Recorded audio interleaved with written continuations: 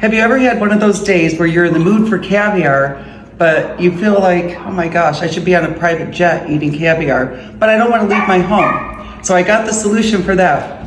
I got the private jet experience here in my living room, so I can enjoy my caviar first class exclusively here in the comfort of my own home.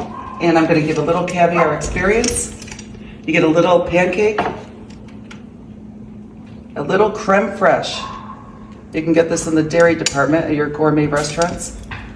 And, of course, a little caviar. And top it off with a little onion. And, of course, a little champagne to go with it. And you take a bite. I'm really gonna try this.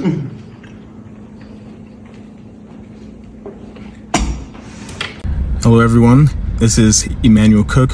We will be reacting to a new video today, so make sure you guys like, comment, and subscribe down below, and let's get into the video. One of the things that really shocked me when I moved to America, and I'm talking mainly about California, so I've lived in Ventura County and Orange County, is the massive divide between rich and poor.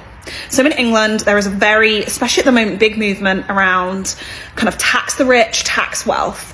But I don't feel in England personally, so I'm from the south, I'm from Devon, and I've also lived in Bristol and spent quite a lot of time in London. There is obviously rich and poor, but not to the extremes of America. Like we used to live near Calabasas, and my gosh, I'd be driving along and there's just Ferraris, Lamborghinis. Like those cars in England are rarer, I would say, in my experience, than they are here. And I think it really shocked me just how many homeless people there are and how many people, you know, apparently a lot of people in America are one paycheck away from being homeless. How crazy that is that you've got this massive population of extremely wealthy people. You have got people living in multi-million dollar homes, driving Lamborghinis, driving Ferraris, next to people that literally can't afford food. So I actually went for dinner in West Hollywood this weekend to meet a friend, and we went to an amazing restaurant. Just to give you an idea, the Brussels sprouts were $21 plus tip plus tax, right? And when I left, I'd valeted my car, that was $15, and I drove down the road and there was some homeless people. It's just wild to me because I feel in England, yes, we have homeless people in the UK. Yes, there is a divide between rich and poor, but nothing I don't feel like I've seen in America. I don't feel like I've ever seen wealth like I've seen it here in California. What people aren't getting is the scope of money that rich people have is unimaginable to you. When I was 22, I knew some rich people. There was this guy who had a private jet and a boat, and he would fly his private jet from Ohio to Florida because he had a favorite steak restaurant. So he would fly to Florida to eat this steak, and then he would fly back in the same day.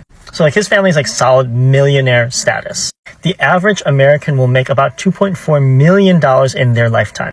Elon Musk will make that money in interest in 4 hours. So your entire existence from when you're born to when you die is monetarily only worth 4 hours of his time off the interest, which means that the aspiration to wealth is a false hope. You will never be a part of the club, and you thinking that you'll be a part of the club is how they keep you in servitude, by keeping you in want of this thing that you will never have. Florida's wild because this place is directly across the street from this place. Some of the most luxury yachts on the planet park in the marina right up here. And then right across the way, you have some very reasonable houses. This is not even quote unquote the nicest part of the neighborhood around here. And again, you have just absolute luxury condos overlooking the Intercoastal Waterway, Palm Beach Island. And there in the distance, you can see maybe a little bit, one of the yachts, one of the many, many yachts that are back there. It's just such a strange thing because a lot of these houses on the street that I'm looking down this way, are old houses that are not necessarily in the best shape, whatever, perfectly fine little places right across from some of the most luxury living possible. In Florida, you could be in a place that feels like it was, breaded before the sun was formed. And then it can be across the street from a place that feels like you would not want to be there past sunset. Not that this neighborhood is like that, but it changes so quickly. The wealth distribution, everything else changes so quickly in South Florida, blows my mind consistently. I have a hot take that no one on here is gonna like, but I'm just gonna rip the band-aid off. If you do not buy real estate now, within 10 years, as soon as you possibly can, you will not be able to retire comfortably, at least when you reach retirement age. That's the God's honest truth, and I have the facts to back it up.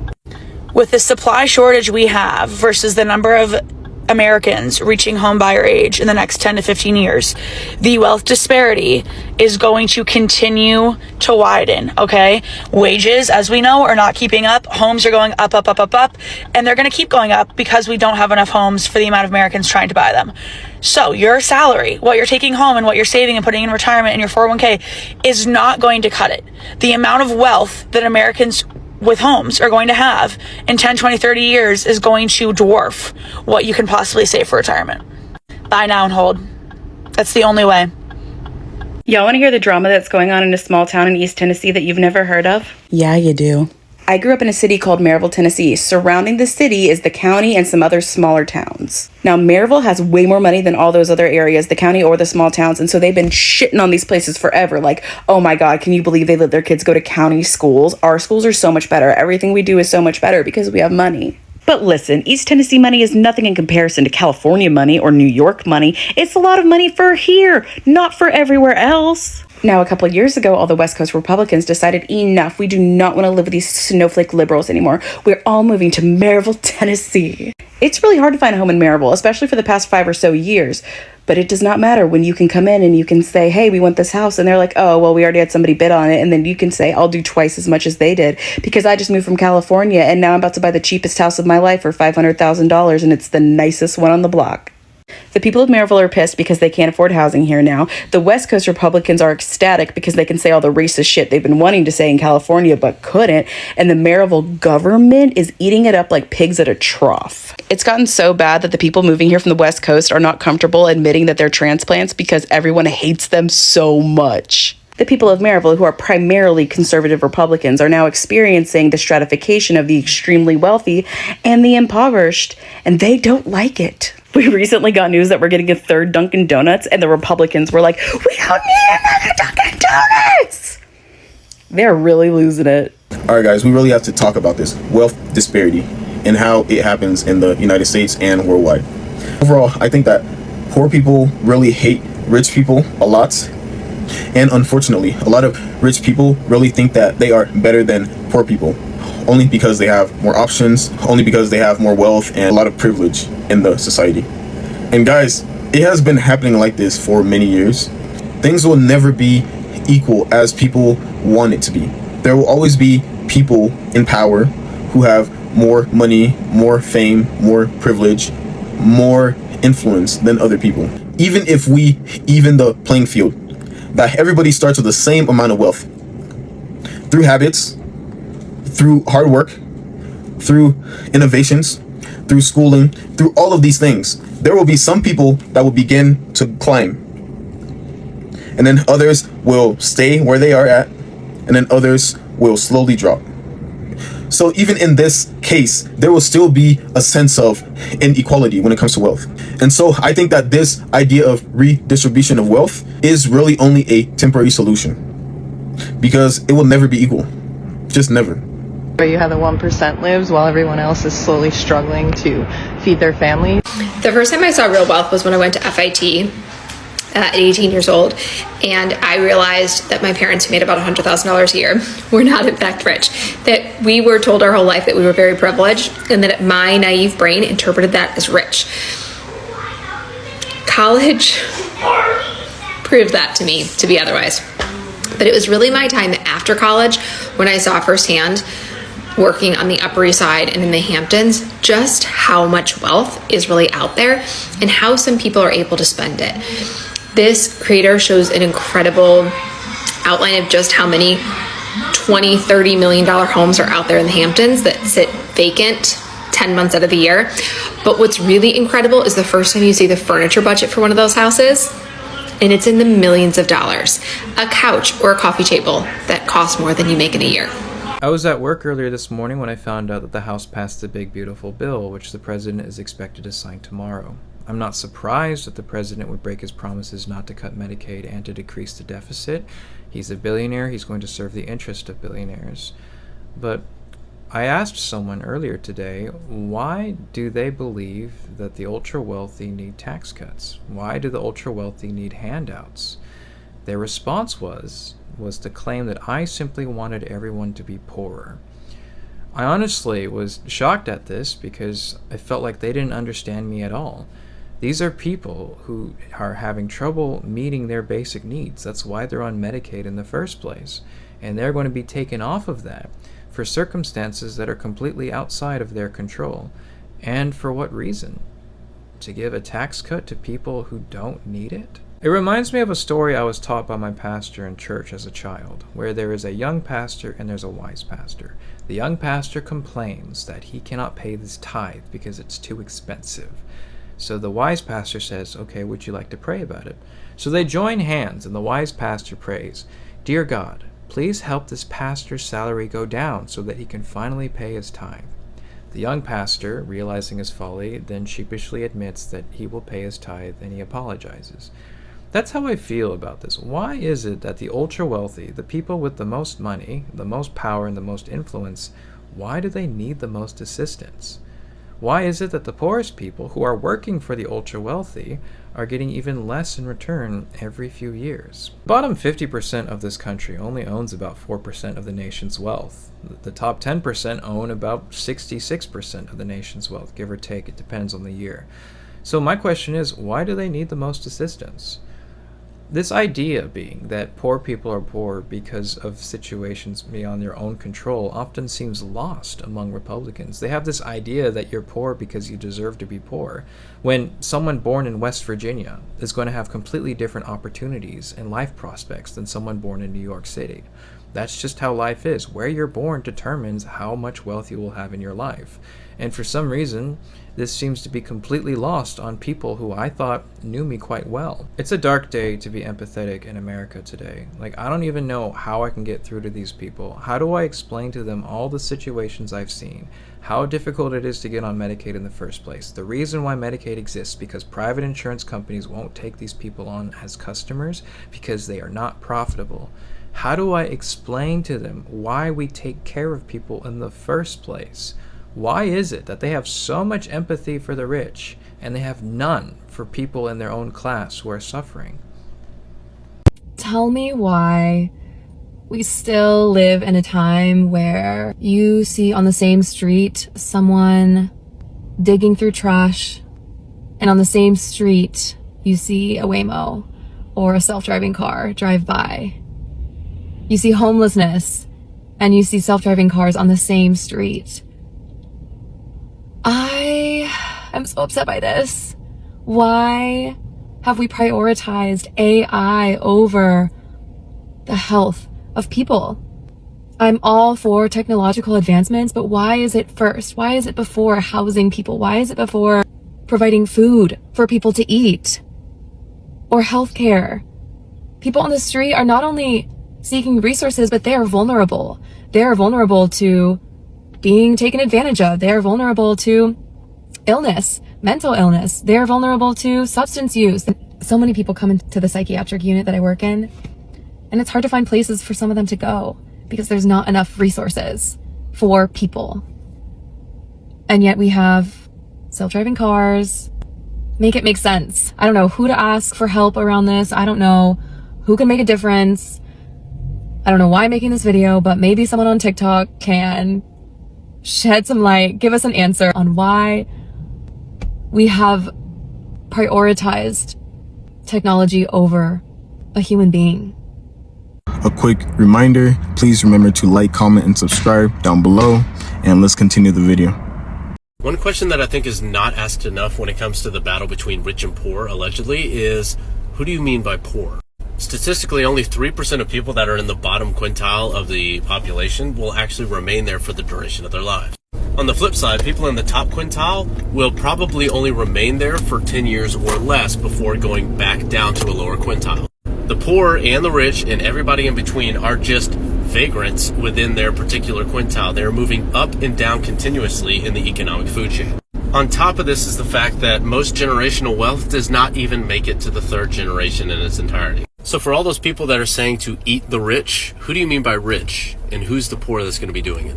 If you want to learn more, then you can read the works of Dr. Thomas Sowell. Seriously, it is a crime that they have not awarded this man a Nobel Prize for economics yet. If you grew up in a lower middle class family, what is the most middle class thing that you do now that you're an adult? I'll go first. Y'all, it's been so long since I've made a video like this, but something that my parents did growing up was just survive, right? They put food on the table, they gave us the things that we always needed, but we didn't have the extra money really, or the extra time to just go on vacations whenever we wanted. So something that I told myself I'd do when I'm big and older is travel, and gratefully now I'm able to do it a couple times a year. But another dream of mine was to allow my parents to travel alongside me, and I've brought my mom to a lot of different places, but the problem is with my dad. Obviously my parents are immigrant parents, so they deserve to travel and just rest. I've been wanting to take my dad to this tropical area where he can finally take a break after so many years, but he refuses to go with me because first he said not for me to spend money on him because it's a waste of money. He said that he'd rather work instead of go on vacation. This is such a culture shock for me because I feel like rest and self-care should be a bare minimum. You know, there are people that have vacation homes and they travel constantly with their families, but for immigrant parents, kind of a luxury. They're not able to just drop everything and go, even if everything is set. And that just goes to show how scarcity mindset is so deeply ingrained in you. But anyway, has anyone else also dealt with this with their parents? Like, how do you force them to go on vacation with you? If you guys have also faced some culture shocks once you turn into an adult with some more money, let me know in the comments below. Almost every single time in history where grand, opulent wealth has existed, it's been because of wealth disparity. People love to romanticize eras like the French aristocracy and the antebellum South, but the conditions that those lifestyles exist under cannot exist without extreme suffering on the part of someone else. Those situations are almost impossible under ethical conditions. And don't forget, if you existed during that time, you were more likely to be one of the people suffering so those people could live that life. Guys, they will never ever change the tax code. And the main reason for this is that people who make the laws are in the 1%. And so if they change the law, there must be a loophole that they know about that they can use to get out of that said law. That's how it works. It's literally a game. They're the rich ones. So they will never create something to where they do not benefit. And that is the main issue. I've been trying to make this video for a while. I think a lot of people are a lot worse off than they're letting on. And people talk about it a little bit on TikTok, but I don't see people actually talking about it to each other in the world. So I've been bringing up my troubles to my friends a lot, and they all seem to be going through very similar stuff. I've made the decision to leave California after 8 years and go live with my parents back in Philadelphia at 38 years old. And I know there's like no shame in this, like I don't feel shame about it, but there is some part of my like colonized brain that is making me feel like a failure or something. And then I saw a clip from The View of this author talking about how people in between the ages of 30 and 40 are like way worse off than their parents were at the same age. And like, I think we really need to be talking about this more. I feel traumatized. I feel broke. I like can't afford my rent. I pay $1,700 a month for rent. And like, I did some math and I realized that I've paid my landlord like $60,000 over the past 3 years, which is just, I was like, I have to leave. I'm paying an 80-year-old $1,700 a month so that she can have passive income. In that clip from The View, he talks about how there's like a huge wealth transfer from young people to old people. And I'm going to document my moving journey. I want to put my 30 days notice in tomorrow. My roommate isn't even around this weekend, so I'm going to have to tell her on Monday. And I'm packing all of my shit up and I'm bouncing. But I just wanted to make this video to like tell everyone that like things are really hard. If you're going through this, it is not just you. I talk to a ton of people. And the consensus is it's really bad out there. I follow all of these people who are interviewing for jobs right now. One just had a job offer rescinded after she signed and set a start date. That is unbelievable. I'm like really in disbelief that I'm going through this again after I went through the first recession. I watched my entire industry implode and it's still losing jobs and there are still layoffs. And the people who I do know who have jobs in tech are like miserable. And like I need a fresh start from zero.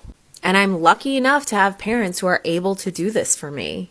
And I know that that is a huge privilege that a lot of people do not have.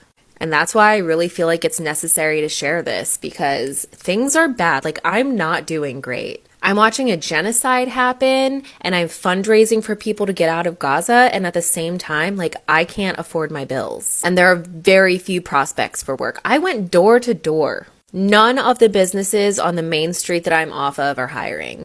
And in this country, it is like such a failure to like not be able to win at capitalism when our money is just being extracted from us. I keep hearing people say that they've never made more money and never been more poor. So over the next month, I'm going to be documenting, packing up this place. I have to say goodbye to my beautiful checkered wall, which I'm pretty sad about.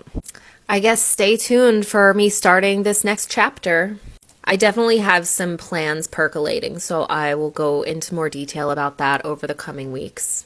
So drop a comment if you're in a similar situation. And if you're not in a similar situation, can you just like not comment? I'd really just don't. Did anyone else see the happiness report where cities in California were ranked with the most happiness and the cities in the Bay Area, specifically cities with very competitive school districts, were among the top? Like the kids in Palo Alto that I grew up with, they were very not happy because they were taking like 1 billion APs and were stressed out of their mind. These kids would go to the top schools and think it was a breeze because of the amount of work they would get in high school. Not saying that report is wrong, but I think you just forgot to include young people in it. Like, of course, the people who have very secure jobs in the Bay Area are gonna be happy because they can pay the bills in a city and state that is almost impossible to live in if you don't have a very, very, very high-paying job. But their children are suffering, man. Like, it is impossible to get into schools now, and they're pressured into careers that they don't want. The classes in schools and AP tests are even worse than the college classes they're gonna take. I'd say no Bay Area city is truly happy because our wealth disparity and the differences in comfort of living is astronomical. You know what? You scientists know what you're talking about, right? Today we're doing US versus Austria wealth disparity edition because inflation is real, you guys. I saw on the news that KTLA reported that if you're a single person in LA and you make around $70,000 a year, you are still considered low income. And this is recent. Guidelines for 2023 according to the Housing and Urban Development Department. You see, one person, 70,000, two people, 80,000, three people, 90,000, so on and so forth. So what about Austria? I don't know if this like actually translates. So in Austria, I found like a poverty threshold in 2022 though, and that's 1,392 euros per year. Honestly, not sure if that's like netto or brutto. If you multiply that, you get 16,704 euros per year. I don't know how we got to a world where if you make $70,000 a year in LA, you're considered low income. If I was making that much money in Austria, Since I'm already here, I'm going to go ahead and respond to this comment too. Sorry, the sun is like really bright.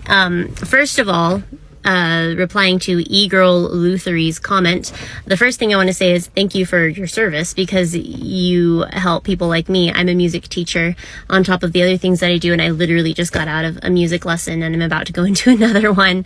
So I highly appreciate what it is that you're doing and your skills and abilities. I think it's extremely cool. And I want to say that in my response to this comment, my goal as a person is never to cause arguments, debates, or anything heated. My goal is to understand and create understanding and to be able to find mutual ground and things that people agree on so that we can generally take action for a better world, because I think that that's possible. So I wanted to look at this comment for a sec where you said that, and the disparity between rich and poor is artificially created by the ruling wealthy class. The system is rigged. So my question to that is, if the system is rigged so powerfully against people that are poor, and anyone watching this can go read the other comments for context on what I'm about to say, but if the system is rigged in such a way that the poor cannot become unpoor and the wealthy are at the top, creating this big gap between the rich and the poor that keeps the poor poor and the rich rich. If this is happening, how did I make it out? Like, I mean, how?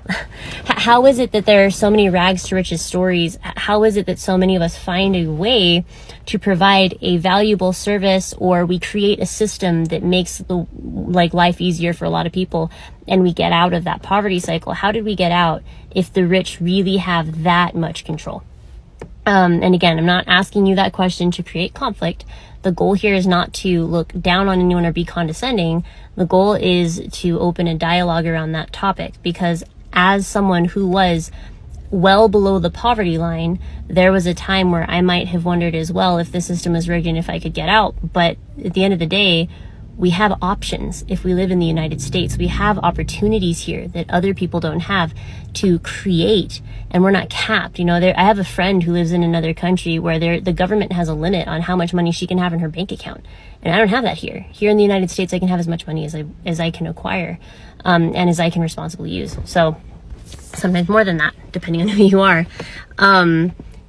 There are ways out. You know, if you're able to find a way to help a lot of people in a way that will provide you financial resources in return, you can get out. And the rich aren't standing at the top keeping us from doing that. I've hung out with a lot of rich people that literally spend all day just talking about how they can help more people. And that's how they make more money, because frankly, they care a lot. So I'm doing Instacart, and the wealth disparity in this country, it's beyond words. It's crazy because one customer I had today bought 2 things at Sephora for $150, and then the next customer, and it broke my heart, she could only afford like 3 little things. She couldn't get I couldn't get her the one item because like when I weighed it, it was too much. It was more than she could like afford, I guess, or like willing to pay for. And I went to deliver it, and I had to go inside her apartment because she is disabled, and like, God, it really broke my heart. And I had to like help her, and she's like, hey, do you mind like helping me clean this stain up off the floor, because you know, like, I can't reach it. Like, oh, it just makes me so sad, because the first customer had this big, beautiful, like multi-million-dollar home, and then the lady after that was living in like those Section 8 houses, but like for people who have like disabilities and stuff. I don't know if that's the correct terms for that, but oh my God, that broke my heart. Like, I went in my car and I cried, because like, what a unfair, unjust world we live in. That's the reality for a lot of people. Like, one person can blow casually $150, and one person can barely afford $15 worth of groceries. Like, that's just, Guys, I truly believe in this country that we need a flat tax rate, a low flat tax rate. No loopholes, like none of that stuff. Flat tax rate of about 10%. That is more than enough that the government actually needs to be able to run and to actually get things done. That is more than enough. But the main issue is that the average person has no clue about these loopholes and how to use them. And a lot of these loopholes is for businesses. And so if you do not have a business, then you cannot take advantage of these loopholes. And so it's a vicious cycle. I think that is one of the main issues with wealth disparity. And it really has to change. We just need a low, flat tax rate. If you earn 40 grand per year, you pay 10%. If you earn 50 grand per year, 10%. 100 grand per year, 10%. 1 million per year, 10%.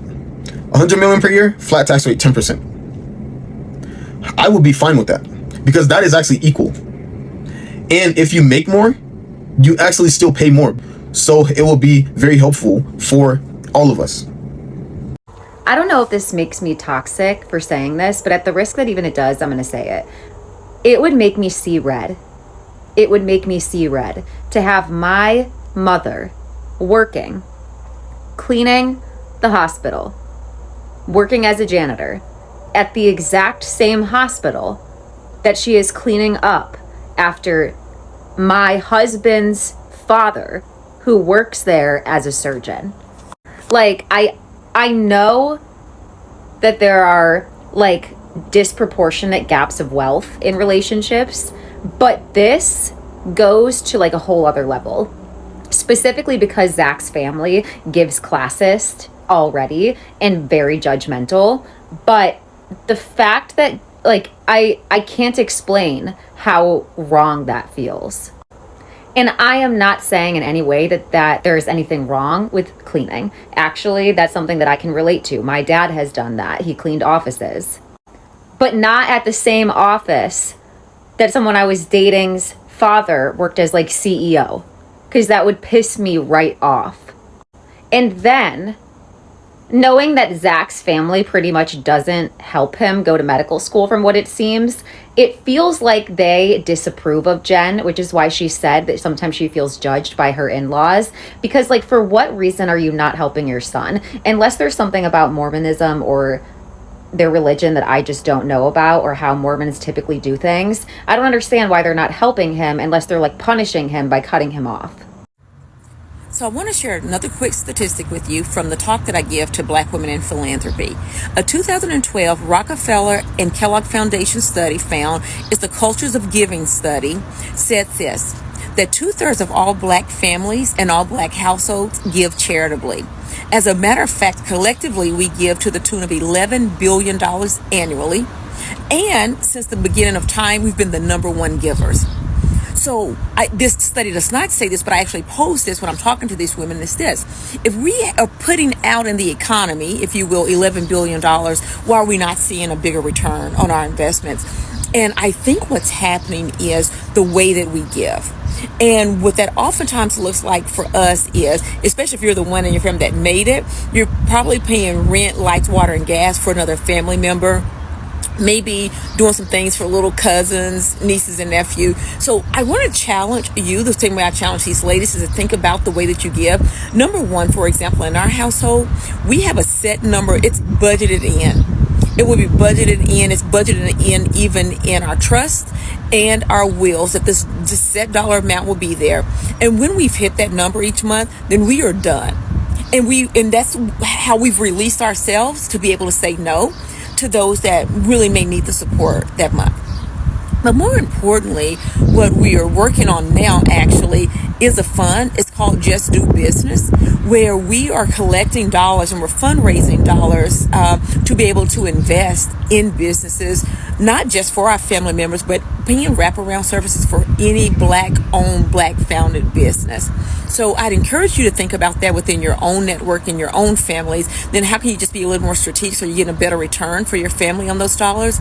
And then secondly, it talks about where we're giving. And as you can imagine, outside of our family, number two for us, we give a lot to our churches, and I'm a tither, so I'm not saying don't tithe. What I will say is this, especially because I'm from a small town, raised in a very small church, but thinking about how are we leveraging those dollars so that within our church structure, we're seeing a bigger return on our giving there as well. So I mean, if we're giving to our family members, if we're giving to our church, I think in the top three kind of rounded out was our fraternities and sororities.